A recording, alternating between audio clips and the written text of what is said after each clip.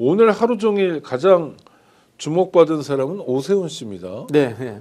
두 가지가 있는데요. 하나는 첫 번째, 명태균 관련해서 압수수색이 진행되고 있어요. 네, 검찰이 드디어 움직이는 건가요? 뭐 너무 명백하잖아요. 김한정 씨라는 오세훈의 측근이 여론조사를 시켰다라는 것은 이제 다 아는 사실이 되어버렸지 않습니까? 그러니까 이걸 압수수색을 안 할 수가 없어요. 그럼 김한정에게 명령을 준 것은 누군가? 그리고 김한정과 오세훈은 실제로 사전에 인지하고 이것 관련해서 소통이 있었던가? 이런 부분들에 대해서 확인을 해야 되니까 당연히 압수수색을 할 수밖에 없고요. 정치적으로 좀 해석을 하자면 역시 대한민국 검찰은 비겁하구나. 사실 첫 번째로 해야 될 것은 윤석열, 김건희 아닌가요? 네. 근데 윤석열, 김건희 수사는 하지 않고 끈떨어져가는 오세훈부터 수사하는 그런 이제 꼼수를 보여주고 있네요. 이렇게 된다면 원했든 원했지 않든 한동훈에게 좀 도움이 되겠습니다. 아니 그게 뭐 짜고 치는 고스톱일 가능성도 있는 거 아닌가요? 뭘 짜지 않더라도 고스톱이라는 게 뭐 눈짓 안 하러 뭐 예를 들자면 농담 비슷하게 내가 방구나 한번 낄까 이러면 똥내 놓지 않습니까? 고스톱에 그런 것들처럼 알아서 치는 고스톱이 아닌가 뭐 이런 생각도 드는데요. 오세훈의 지지율이 떨어지면 그게 한동훈 쪽으로 갈 가능성은 상당히 있습니다. 둘 다 이제 살짝 그 기회주의적인 처신을 합니다만은 탄핵에 찬성한 인물이다라는 측면들도 있고요. 어쨌든 중도 노선을 걷겠다라는 입장을 가지고 있기 때문에 오세훈에게 그 나쁜 일이 생기면 한동훈에게 도움이 될 겁니다. 캐릭터가 겹치기 때문에요. 네네. 그럼 오세훈 수사는 어떤 면에서 시작 아닌가? 이를테면 홍준표는, 이준석은 이런 질문도 나올 거 아닙니까? 저는 검찰이 속도 조절하면서 확대 안 할 거라고 봅니다. 그렇습니까? 네네. 그렇게 보시는 근거는요? 실제로 이제 명태균이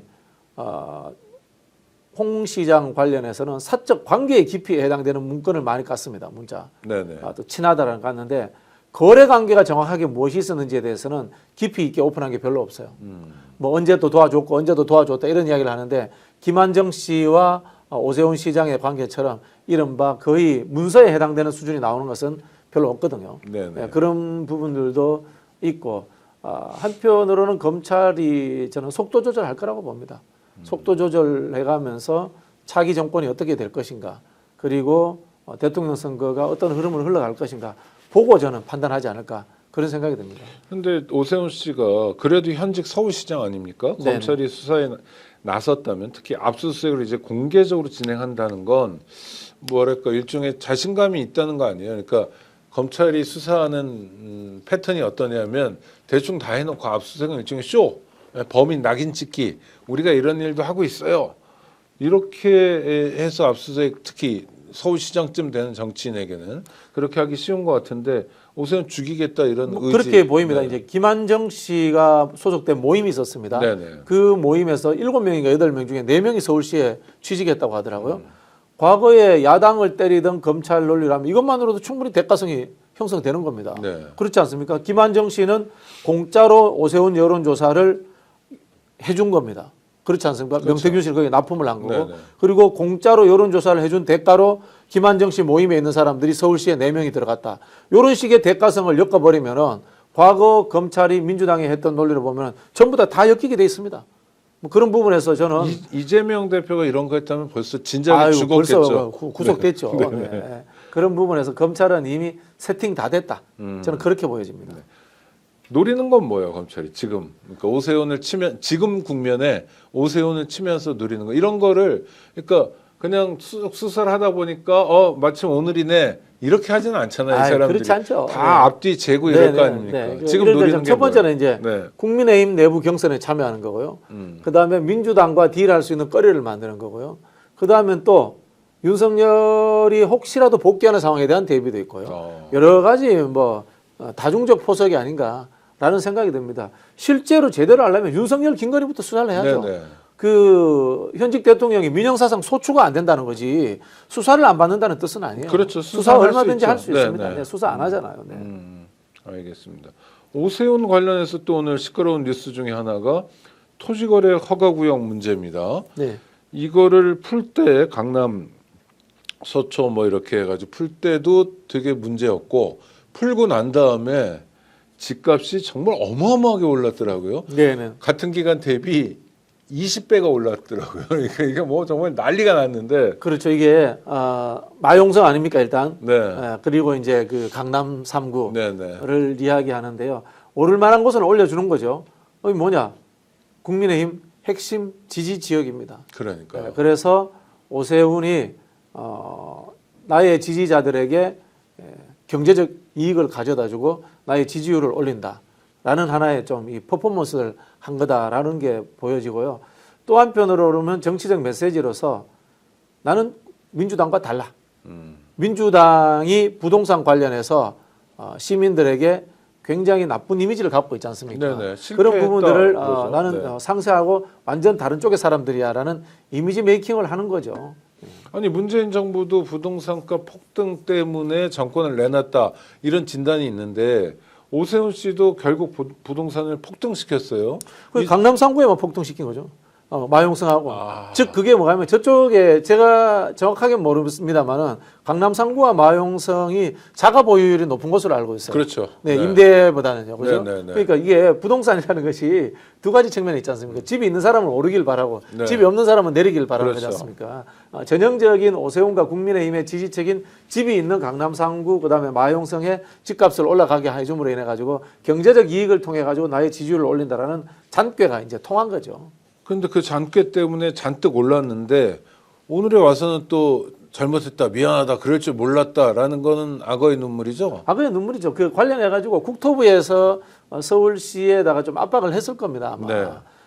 사실 역대 그 국민의힘 계열 정부도 이 토지거래구역 허가를 하고 이러진 않았습니다. 누구나 다 강남 집값은 어느 정도 안정적으로 잡고 있겠다라는 생각을 가졌던 겁니다. 왜냐하면요, 강남 집값이 뛰면 그게 옆으로 계속해서 점이 돼가지고 넘쳐납니다. 그러니까 분당에도 영향을 미치죠. 넘쳐납니다. 그렇죠. 그런 상황이 있기 때문에 잡아왔는데 오세훈은 아주 그 자기 표 관리 차원에서 서울시의 부동산 정책을 망쳐버린 거죠. 그러면 뭐라 표현하나요? 좀 저질 정치는 아닌가요? 저질 정치죠. 그것도 특정 지역 찍어가지고 거래 허가 구역이지 않습니까? 네네. 전체가 아니라 그렇지 네네. 않습니까? 이렇게 했다는 것은 상당히 참 나쁘다. 참 정치라는 대의명분과 이익관계를 쉽게 주고받는 사람이구나, 거래하는 사람이구나 그런 생각이 듭니다. 네. 또 하나는 여당 시장 아닙니까? 네. 그러면 정부와 뭐 긴밀하게 협력한다든지 또 전체적인 정부의 부동산 정책과 같이 가야 되는데 지만 살겠다, 지만 유리한 카드를 썼다 이런 면에서 또 비판이 있겠네요. 그렇죠. 뭐 정부가 하고 있는 부동산 정책에 역행하는 행위를 한 거죠. 이렇게 치자면은 지방 정부가 중앙 정부의 말을 들을 필요가 없는 겁니다. 네. 그러면 따로 독립하면 됩니다. 국세 같은 거 받지 말고요. 물론 뭐 서울이 뭐 불교부 단체긴 합니다만은 이런 식으로 하면은 서울시장은 서울만을 위해서 살고 대한민국의 모든 도시들은 사막화시키고 지역 소멸, 인구 소멸도 해도 된다라는 그런 논리로 확장될 수가 있습니다. 굉장히 심각한 생각이고요. 이런 생각하시는 분은 서울시장하고 끝내야지 대통령이라든가 전국적인 정책을 펼치는 그런 자리로 갈 생각을 하면 안 됩니다. 지금도 대한민국이 사실상 뭐 전 서울 시민이긴 합니다만 서울공화국이죠. 네. 그러니까 서울과 서울 아닌 곳으로 나눠도 되는 정도 아닌가요? 그렇죠. 네. 무슨 대학 배치표도 그렇죠. 네. 서울 안에 있는 대학이냐 밖에 있는 대학이냐로 완전히 갈리고 부동산도 서울 안에 있느냐 밖에 있느냐로 완전히 갈리고 네. 일자리도 그렇고 그렇죠. 예, 박원순 시장 같은 경우에 어떤 일을 했냐면요. 서울에 남는 세수를 가지고 지방을 지원해주는 프로젝트 됐어요. 네, 그래서 이제 한때 오해를 받기도 했죠. 네네. 아이고 저기 대선 대통령 나가려고 나가려고. 저런 게 아니냐 네네. 하는데 그게 지금 우리가 하고 있는 종부세의 취지이기도 합니다. 예, 종부세를 거둔 이유 중에 원래 이제 이게 사실은 종부세가 종합토지세 있잖아요, 그죠? 네. 있는 그 재산세. 재산세 있잖아요. 근데도 또 다른 항목으로 거둔 이유가 이게 국세를 해가지고 다른 지역에다가 나눠줄 수 있는 방법을 찾다 보니까 이제 이렇게 종부세를 딱 만들었거든요. 선을 긋다 보면 거기 더 넘은 봉오리들. 네, 그거는 이제 좀 깎아가지고 이제 지방으로 나눠줬습니다. 골짜기를 좀 메워주는 네, 골짜기를 거죠. 메워주는 네. 그런 역할을 했거든요. 그게 이제 조세 형평성과 더불어서 조세를 통한 이 분배 정의를 실천한다는 네네. 측면에서 국세 차원에서 그렇게 했던 거거든요. 그런 거 생각한다면 진짜 오세훈 시장은 서울시장이 끝이다. 그 말 다시 말씀드리고 싶습니다. 네.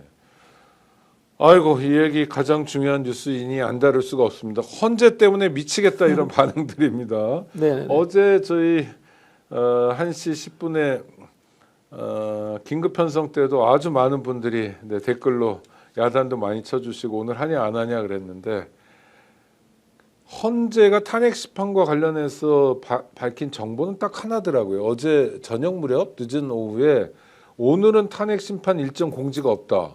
그럼 이번 주에 안 한다는 뜻이죠. 네. 네. 아니 근데 좀 더 친절하면 안 되나요, 이 사람들? 아니 뭐 이 법조라는 데가 건물 자체가 불친절하게 지었잖아요. 네. 건물부터 아주 권위적으로 불친절하게 지어놓은 데가 법조 아닙니까? 아이고.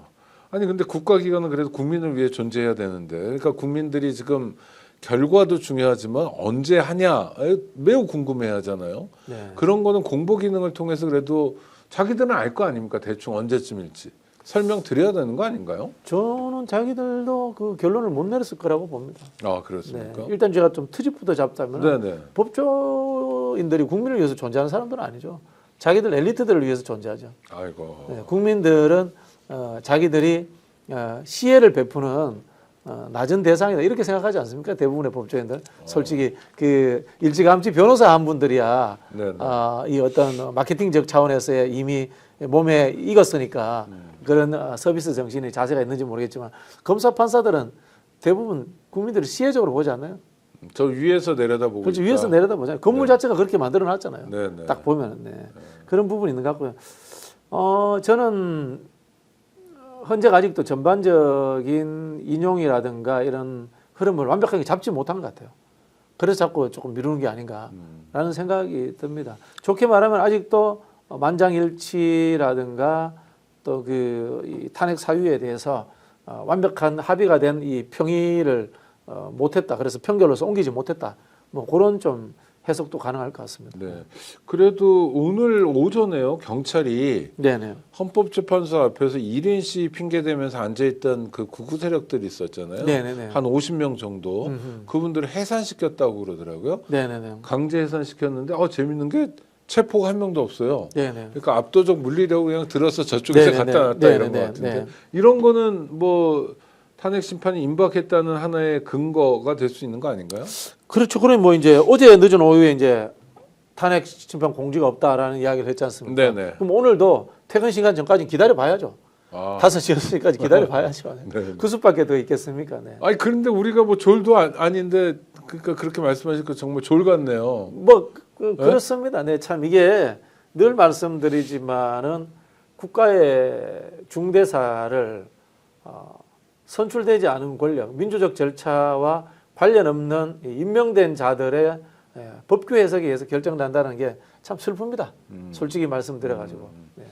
그러니까 대법원에서 헌법재판을 하던 제5공학보다는 진일보한 모델일지 모르지만 네네. 87년 체제 의미는 있습니다만. 네, 헌법재판소 체제도 네. 사실 물음표를 좀 찍어야 되는군요. 저는 늘 말씀드리지만 인사상의 문제는 헌재가 아니라 국민의 대표기관이 해야 된다고 봅니다. 네. 국회가 뭐라고 합니까? 그 의결 중족수를 늘리는 방법도 있고 그렇지 않다면 개헌이 된다면 상원을 만들어서 상원에서 합의제 구조로 하는 것이 맞지 않나 그런 생각이 듭니다. 네.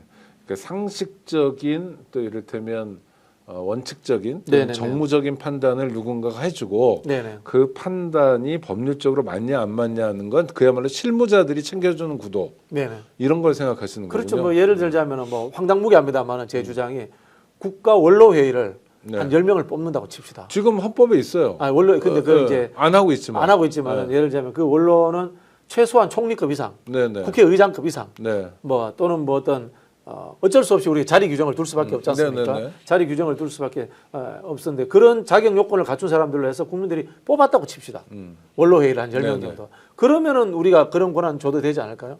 국민들이 뽑았다면요. 그렇죠. 네. 뽑는데 그거를 선거구제 단위로 하지 않고 네. 전국 단위로 해서 한 1등부터 10명까지 뽑자. 어. 이러면은 이게 뭐 진보 보수 뭐 정치적 네네네. 편향과 관계없이 좀 괜찮은 사람들이 뽑히지 않을까 뭐 이런 생각도 해봅니다. 그리고 또 그 사람들이 또 잘할 가능성도 있겠네요. 그리고 이제 거기서 비토가 많은 사람들은 또 잘라내는 거예요. 비토가 많다는 것은 강한 선호를 갖고 있다는 뜻이기도 하거든요. 네네. 그런 왜 우리 김연아 선수 피겨스케이팅 하면 제일 점수 잘 준 거하고 뭐 제일 못 받은 거 잘라내잖아요. 그렇게 해서 뭐 국가 원로회를 한번 구성해 보든지 뭐 다양한 의견들이 좀 필요한 것 같습니다. 네. 아니 그러니까 지금 말씀하신 꼭 그걸 하자라는 게 아니라 그렇죠, 그렇죠. 다양한 상상력이 우리에게 필요하다. 그리고 이제 결국은 대의된 사람들이 결정을 해야지 대의되지 않은 사람들이 결정한다는 것에 대한 씁쓸함을 제가 말씀드린 겁니다. 네.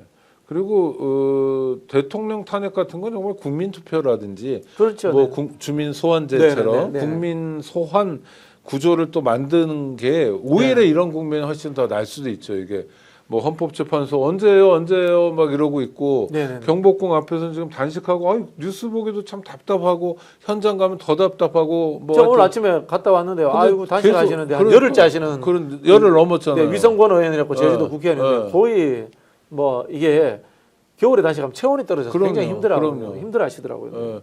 혈압 낮아지고 당은 뭐 그러고 그다음 계속 저 구급차 와가지고 한 명씩 실어 나르잖아요. 그렇죠. 민영배 의원도 쓰러졌고. 그래도 소식 전해온 바에 의하면 오늘부터 미음을 먹기 시작해서 그래도 뭐 며칠 안에 퇴원할 것 같다 하지만 이런 생고생을 왜 해야 되나 하는데 하여튼 이런 과정이 내란 세력에게는 뭔가 좋은 소식으로 여겨지는 건 뭘까요? 기대감 같은 게 있는 것 그렇죠. 같아요. 기대감을 높이는 거죠. 왜냐하면 전부 다 이제 이 만장일치로 조기에 탄핵되지 않겠느냐, 인용되지 않겠느냐라는 생각을 했는데 지금 이제 현재 재판 기일 선고가 늦어지니까 혹시나 돌발 변수가 생긴 거 아니냐, 뭐 이런 우려들도 생기고요. 각하 뭐 이런 거요? 네, 그리고 어떤 분들이 이런 이야기를 하더라고요.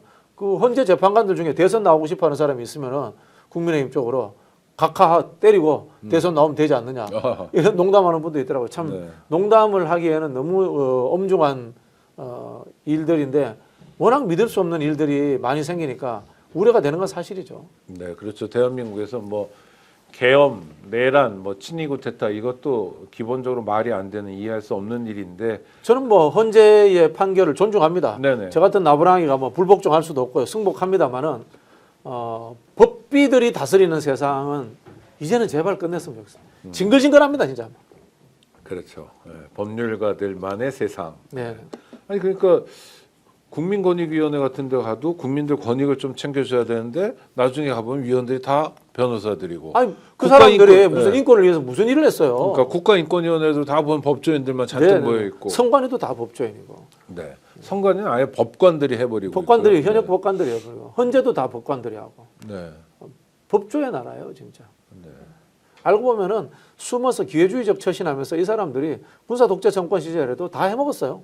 네네네. 그들에게 순종하면서 사법살인, 제가 늘 말씀드리지만 억울하게 우리 사법살인으로 돌아가신 분들 많잖아요. 네, 인혁당 사건, 뭐 민청학령 사건, 그 기소 누가 해줬어요? 네, 검사가 했죠. 검사가 해줘. 그 판결 누가 해줬습니까? 법원에서 판사들이 다 해준 거 아닙니까? 그 판사들, 검사들 지금 뭐 하고 있어요 지금? 그러니까 대법원에서 사형 확정 판결하자마자 그 다음날 새벽에 죽였는데 사형을 집행한 박정희도 무도하지만. 그 전날 사형 선고를 내린 대법원 판사들도 사실 책임 추궁을 받아야 되는 거죠. 대구에 제 선배님이 한 분이 중학교 2학년 때 아버님이 그렇게 돌아가셨어요. 평생 트라우마로 살고 계십니다. 그렇겠죠. 삶이 얼마나 힘들었겠습니까. 지금 와서 뭐 이제는 이 무혐의가 되고 뭐 보상을 받는다고 하지만 사람이 살아 돌아올 수 없지 않습니까? 그렇죠. 그 가족과 모든 주위의 사람들의 인생 자체가 희생된 것 아닙니까? 국가의 폭력에 의해서. 그 국가의 폭력에 맞장구 친 기회주의 검찰과 판사들 진짜 피가 거꾸로 솟는다는 생각이 듭니다. 제가 98년에 정말 최초로 인혁당 사건을 재심을 하자.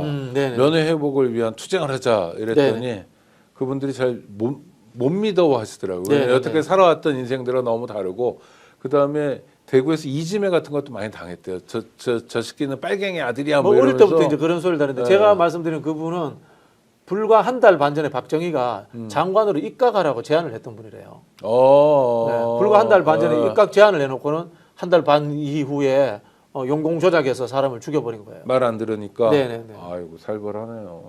참.